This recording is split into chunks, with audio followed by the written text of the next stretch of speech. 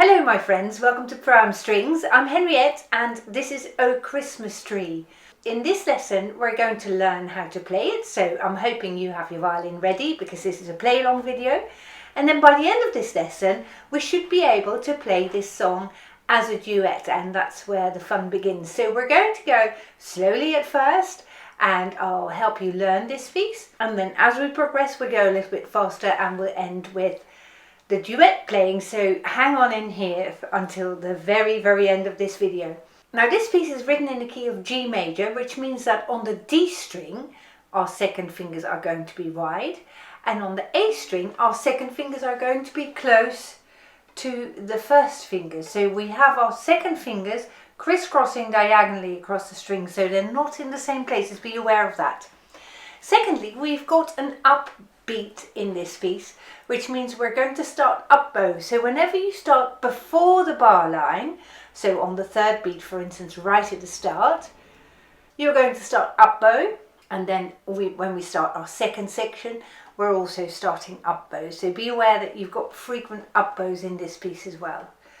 Shall we play it first? And we're just going to go to the end of the first line and we're going to go super slow. So start in the middle of your bow. I'll count us in for 2. 1, 2.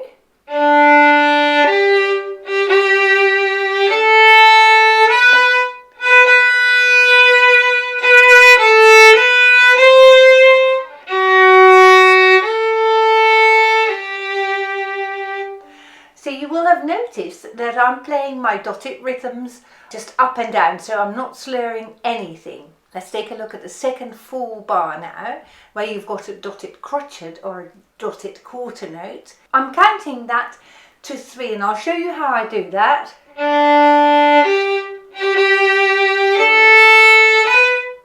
1, 2, 3.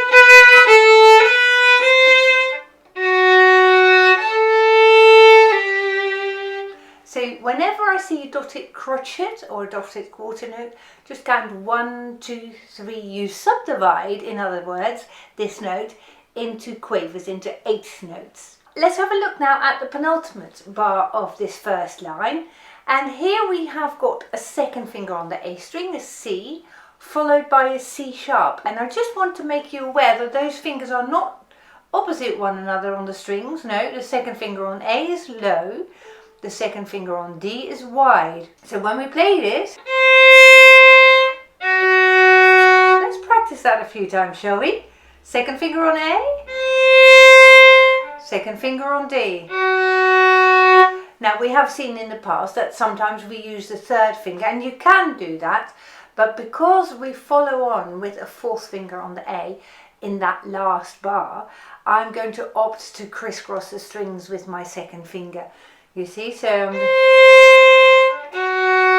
and then I'm playing a 4 here. Smashing. Now let's play the whole first line again. This is our repeat and then we're going to continue. 1, 2.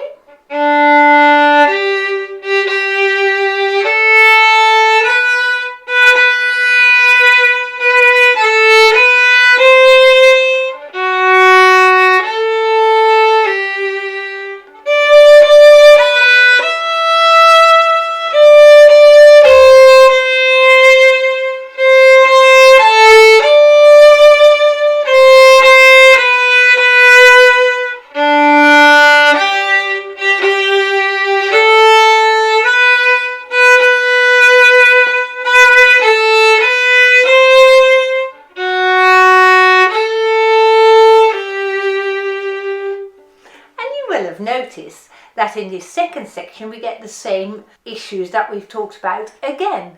So whenever you see a dotted crotchet, subdivide your notes into 3 quavers. 1, 2, 3. 1, 2, 3. 1, 2, 3. You see, you can do that all the time. Okay, now let's go and play this one more time, and we're going to go a little bit more quickly from the beginning, and we'll play this with the repeat. 1, 2.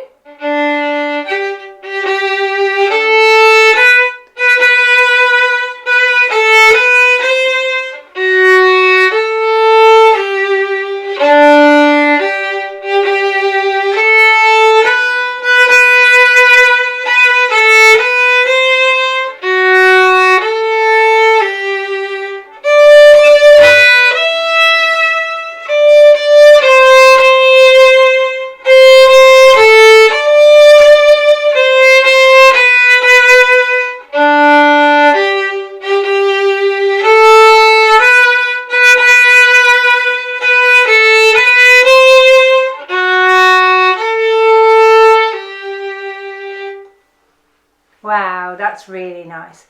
Now if you fancy, you can do two things with louds and softs. In my part it's written in as mezzo forte for the first line, forte the second line, and the third line being softer again, mezzo forte. I think it would work really beautifully if you turned that on its head and you went loud, soft, loud in these three sections. And what I'd like you to do, and that would be a good way to experiment with your music, is you judge for yourself what you might like the best. And that's very good for musical development. If you occasionally take charge and think, no, I don't like this mezzo forte, forte, mezzo forte dynamic, I'd like to go the other way around. So let's do that, shall we? And this time we're going to play as a duet. So you keep playing the same parts that you've done all along. The top line, we're playing it with the repeat, of course. And I'm hoping that you're going to be enjoying this. 1, 2.